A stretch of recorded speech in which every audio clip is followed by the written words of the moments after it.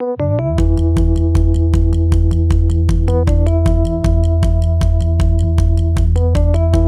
my name's Astrid Castro. I am the CEO and founder of Adoption Mosaic. And prior to doing this work, what led me to this work is my own experience, lived experience of being an adoptee, a transracial adoptee. I was adopted with my full biological sister when I was 4.5. My sister was 6. And we came to the United States. We immigrated to the United States, which is kind of a newish concept for me to be using that language, which I'm still not sure if that's even the right language. This is What Next, the Adoptee Rights Podcast. I'm Gregory Luce, the Executive Director of Adoptees United and an adoptee rights lawyer. I'm also an adopted person, born and adopted in the District of Columbia. In each episode of What Next, I talk about what's on our minds, whether it's the state of adopted people and adoptee rights around the world, legislative issues, interviews, or the frequent absurdities and complications of being an adopted person. This is part 2 of an interview I had late last year with Astrid Castro, the owner of Oregon-based Adoption Mosaic. If you haven't listened to the first part already, it's not necessarily required, but I highly recommend that you do so, if not to get to know Astrid a little better and to understand the context of her work. Tell me about We know that you were the nonprofit, and Shalise told a story. She may not have been involved the entire time of the nonprofit version. She took a break to go have babies. Oh, okay. And, how dare her? But that was exhausting, as everyone who's ever run a nonprofit knows.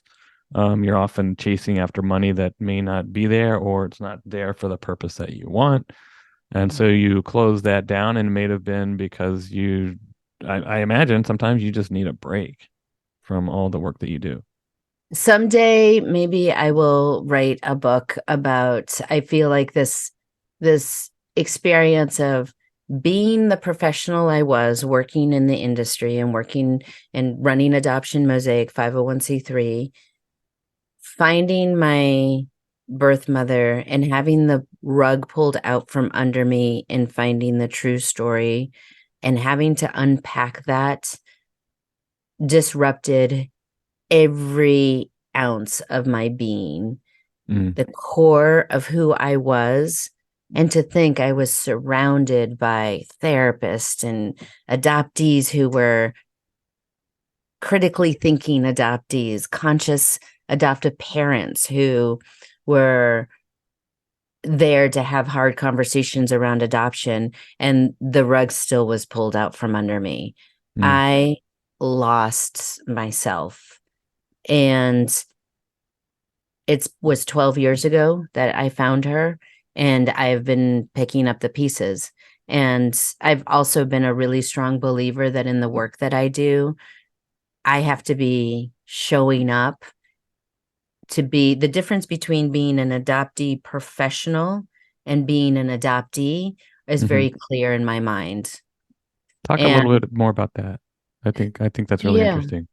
Yeah. So for me, where that divide is when something is actively impacting me in making my decisions on a daily basis, because I haven't processed or I haven't found a place to rest with that topic. If I don't have a place to rest with that topic, then I believe I'm creating programming and I'm creating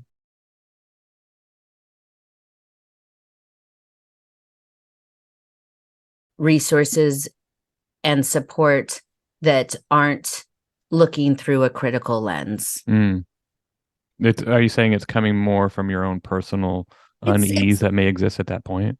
It's an emotional. It's absolutely emotional. And that's not to say, I mean, this powerful, incredible things come when people are deep in that space, right? I know myself well enough to know that for me to create the programming that I want to create, I have to be doing that from a peaceful place for myself.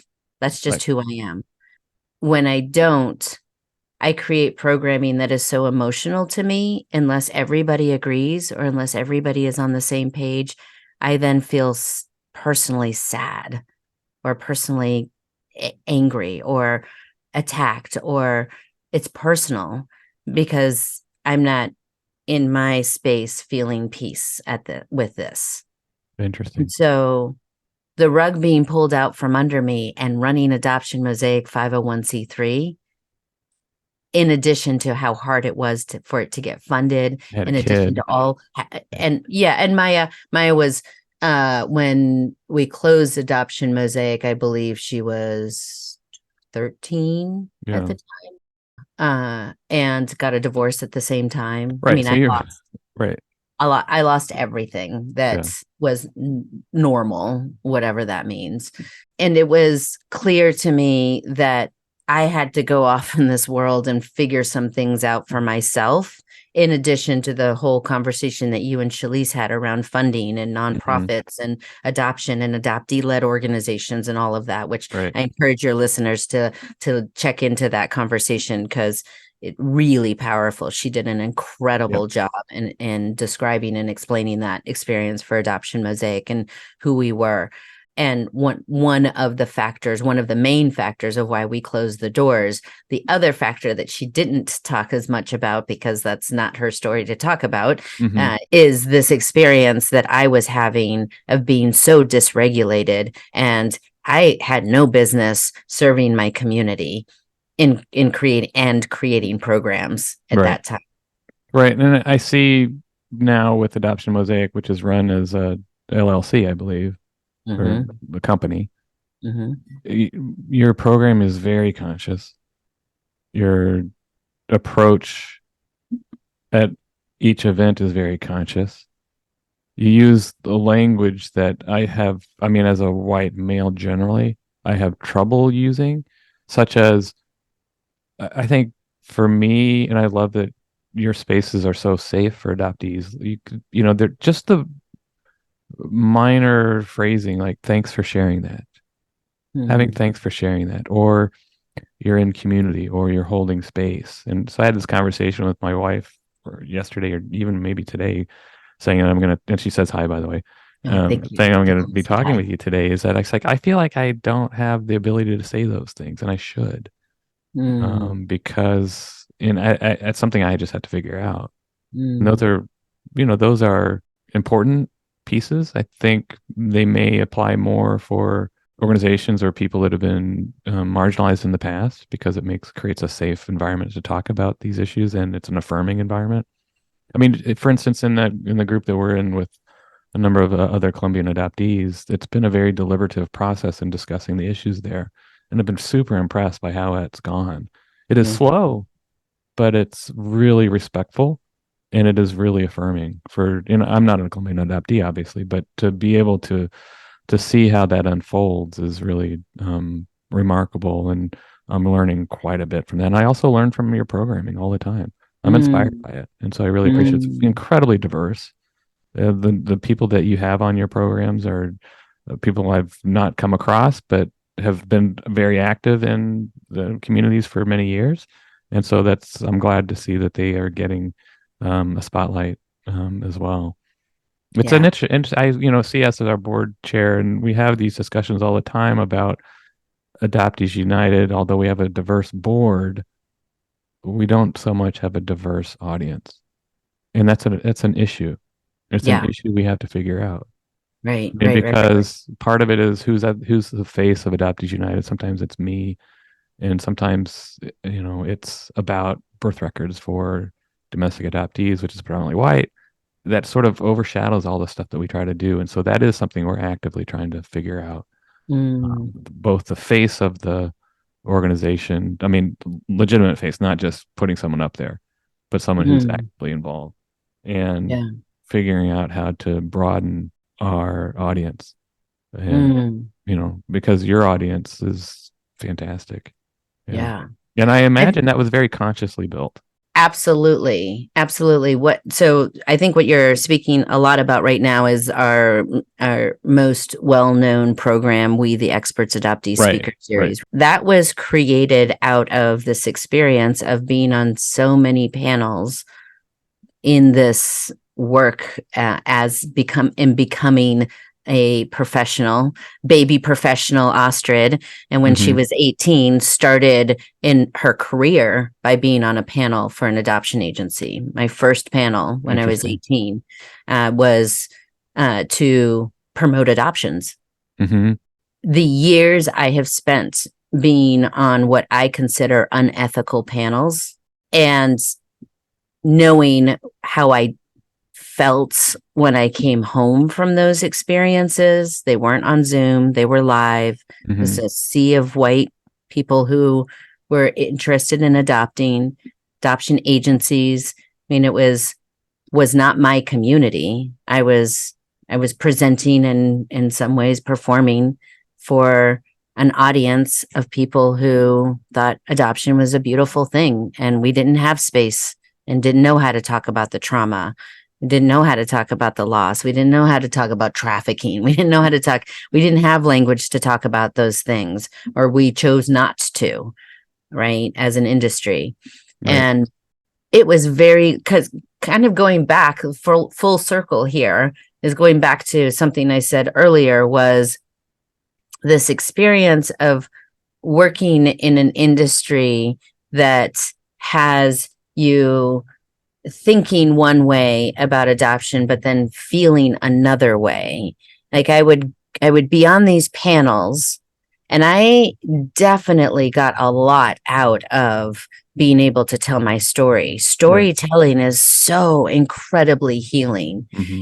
So I was feeding off of my adrenaline, and I was feeding off of like, oh, I'm getting to tell my story, and I'm having people sit at the edge of their seat. And I can tell that these parents are going to parent, some of them, that these parents are going to parent differently simply by hearing my story. Right. I have made an impact. And I kept walking towards that and kept walking towards that, even though I would leave that experience and I would go home and question why I overexposed my story, why I told total strangers pieces of the intimacy of my life, told other people's stories, my parents' story, my sister's story, without permission, how nobody checked in on me to see how I was doing. Nobody thought I was doing emotional labor. I was never paid for this work. All of these things is what helped create this really well-oiled machine that we do every single month in holding our panelists. I mean, you've been a panelist, so you know what that experience is like, the before, the during, and the after. We oftentimes ask our adoptee community to come and just do the during.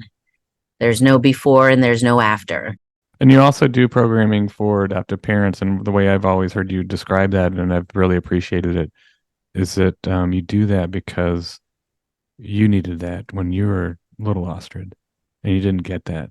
You didn't have parents that were educated and understood. And these are parents who already have children or adoptive children. Yeah. And so that's one aspect of what Adoption Mosaic does. Yeah. And I've talked to a group a couple of times, and I was really impressed by the work that you're doing and also these parents are doing to understand these issues. Yeah, it's hard work.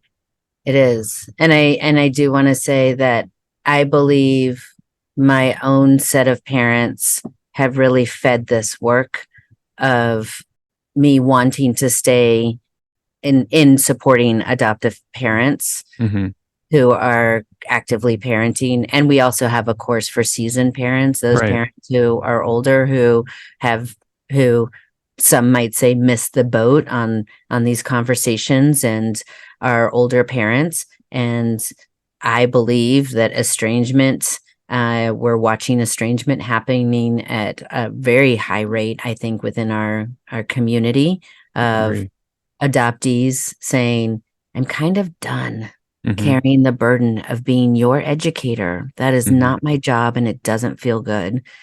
And so Adoption Mosaic heard that loud and clear, and we created a program just for seasoned parents. Right. I'm a co-trainer with another seasoned parent, Maureen McCulley, and the two of us create a space where these parents gets to come and take the burden off of their adult children to have conversations about what it means to be an adopted person today, and have the conversations that we're having, because we're leaving our parents behind in these conversations, because they're too defensive. They're too, I'm still seeped in the narrative of rainbows and unicorns, and they don't have the capacity because they weren't given the language, and yet there's this community out there that I have seen, and my parents are part of that community, that are ready to roll their sleeves up. Right. They're not going to get it done. They're not going to get it perfectly. My parents may never. My parents will most likely hear this interview. I love you, Mom and Dad. Oh yeah, they come to your events. They come to all the We the Experts, and I say that because, and I oftentimes you hear me say, "Hi, Mom and Dad," when I'm saying, as people are filtering in, and I want the community to know that we as a family unit are doing this work together. Is this part of the both and that you talk about? Yes. Or that both and of adoption, essentially. Yes. Yeah. Yeah, exactly. That my parents are able to now hear me say, "I love you. I'm really glad that I was raised by you. And I really don't like adoption. Exactly. We should have never been a part of your family." Right. And that's sad. That's sad for all of us to think about and to have to talk about. And they come into my classes and they hear those things, and they're here for them. And so I think my adoptive parent programming that we created, Adoption Mosaic, is absolutely seeped in this. I do believe there are parents who are willing to lean into these hard conversations. I fortunately have a set of my own parents who are willing to do that. And therefore, that is my hope, that there are parents out there who want to do this work, and their children their children didn't sign up to be adoption professionals or educators, right? Oh. So where are those parents going to go? Yeah. So thanks. I'm really inspired by that work as well. And so, as we're recording this, your next We the Expert series is Adoptee Twins, which I'm hoping to get to on a Saturday. Most of yours are on a Saturday, usually 10 a.m. Pacific, 12 p.m. Central, 1 Eastern. What are some of the things that are coming up in 2024? I know that you have some already scheduled, but that you also have what I really like what you do, and Shalise and others with Adoption Mosaic. You have your entire year already scheduled for 2024, right? Yeah. Thank you. So what are some that? I'm not asking you to come up by memory with all of the ones that are coming up, but I would love to know a few that are happening maybe in March or February, March, April. Yeah. Oh no, I've got the whole lineup. February, we have adoptees in non-traditional relationship, open, poly, not married relationships. Then we have our ally series, which is non-adoptees that are in close proximity to an adoptee. And so February is our partners of adoptees. March is adoptee actors. Yeah, I'm super excited. You've had the podcast one already, right? Yes, we just had. And so just so folks know, these are all videotaped, or these are all, that's such an old term, videotaped, but these are all recorded, and I think people can go to your website and purchase the recording so that they could watch it. Is that right? Totally. Yeah. Yep. But if you register, you don't have to pay a second time to watch. Correct. Yep. And then here's the thing that a lot of people don't know is that if you are a member of our We the Experts, you become a subscriber, you have access to all 50 recordings. What do you mean? Oh, the subscription service? The subscription service opens up the portal for you to access all 50 recordings. Awesome. For as long as you're a member. Right. All right. So we will put that in the show notes as well. Yeah. Yeah. Yeah. So Yeah. before we go, and I hope we've done justice to Adoption Mosaic, we talked more about you, which typically is what happens. But I'd love to know you and Shalise or anyone else there. What do you sit around a table and come up with what are we going to do next year? What are our programs going to be? And how do you make those decisions? And I'd love to know I imagine it's kind of exciting to plan that. It is so exciting. And actually, Greg, the downside of this is that there are more programs in my head and Shalisa's head than we have time for, or that we have funding for, that we have structure for. And I am constantly sharing some of these ideas with my community. And I like to say, if you have capacity, I would love to help you run this, or this, because our community needs this. I know they need it. And so it's so exciting that sometimes it's frustrating because the infinite money conversation, if we had infinite money, these are the things that we would do. In 2024, we are looking at doing an estrangement discussion, monthly discussion.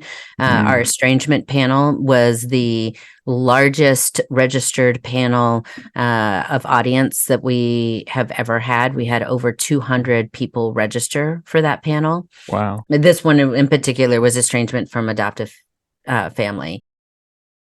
Yeah, so we create programs with that in mind, of like, whoa, what happened last year? What was clear that there was a gap in services. We're also, and this is something that maybe you and I can have more conversation about, is what does collaboration look like? What does it look like for our organizations to come together and model to our community? This is what it means to be in community, because we as a group of people, as adoptees, we have grown up and been in isolation. We talk about racial isolation and we talk about adoptee isolation our whole lives. And here we are all trying to come together and create programs and function and be high functioning people as a community. And the one thing we all have in common is this separation and trauma. And yet we're trying to be people who are creating programs for other people who have this separation and trauma, right? And what I see happening is we're really struggling doing things in community. I think that's very true. Yeah. As a sector of a community. So what I would like to do is, like, BIPOC adoptees that we partner, and our logo is on everything, that they do, and their logo is on everything that we do, and Adoptees United. And you see some of these larger organizations that do events, and at the bottom, it's sponsored by, and imagine if that bottom is sponsored by all these adoptee-led organizations. How powerful would that be, right? Exactly what I would love to do. So I guess my response is, let's definitely keep talking, because I think the collaborative approach, it could be hard to work out because there's some real issues with collaboration, as you know. But the reward for that, if it's genuine, would be tremendous for the community. Yeah. Our Adoption Mosaic, our stance of saying we refuse to take the stance of being pro or anti-adoption. Puts us in a place where there are people who say, well, that is taking a stance and of not choosing. And I'm okay with that, because at the end of the day, it has not taking a stance has really supported us in the work that we're doing, as far as being able to collaborate with the different communities out there. I'm super close to Lena Venegas. She is She's a powerhouse. She's awesome. And she and I come at the same thing in a very different way. I partner with adoption agencies. We at Adoption Mosaic, and we collaborate. And there are people within different agencies that think the work we are doing is fabulous, right? And they want to hire us to come and do a training. And we say the things that they can't say within their own industry. And that is not right for everybody. Our Adoption Mosaic is not a landing spot for everybody. We know that, but we are in community with a diverse community group of people, a diverse group of adoptees who are out there doing this work, that we can help just about anybody find their community. I assume that even though people may question any specific commitment you may have to abolition or not have a position, but it doesn't forestall collaborating with, let's say, Lena wants to do a program, and Lena's been on your panels before too. Absolutely. Or BIPOC adoptees who may have an abolition outlook or not, or who doesn't serve same race white adoptees. Exactly. And collaboration would bring everyone hopefully together in a equal footing and be able to put on some fantastic programming, but also spread the word much broader. Yeah. Right. And as far as I know, none of these organizations are doing a long, extensive training or programming for adoptive parents. No. And so I think they're like, your organization is best suited to do that. Why would we try to emulate that? It doesn't make any sense to me. Yeah. Right. But you work with, but adoptive parents see your work and hear you, and so our collaboration is, it's exactly what I said. We might not be the landing place for all things adoption, because we absolutely are not. Right. We are collaborating and in community and building with the people who are. Right. And I would say too that Adoptees United is not well suited as a support related organization. We're more education and that's on my influence. It's a lot of legislative stuff too, advocacy basically. But so I would lean on other organizations that are better suited for supportive frameworks for adopted people. Yeah. Yeah. Well, let's keep talking. This has been so nice to talk to you. We went way over what I usually do, but I could keep going for another hour. I know, ditto. I'm so happy you are my first guest, really. And you know what? It also came out of, like, again, you kind of said, "Hey, Greg, what about the podcast?" And it's like, okay, fine, I'm going to take you up on that. And so I don't have you be the first. So first guest for this season? Yes. Yeah. Oh, that's exciting. Yeah. What Next is written and hosted by me, Gregory Luce, and is a production of Adoptees United, Inc., a national nonprofit charitable organization dedicated to equality for all adopted people. Please follow, subscribe, and rate us wherever you get your podcasts, and sign up for the newsletter at adopteesunited.org/whatnext. And consider supporting us with a tax-deductible donation at adopteesunited.org/donate. Anything you provide helps us keep the lights on. See you next time.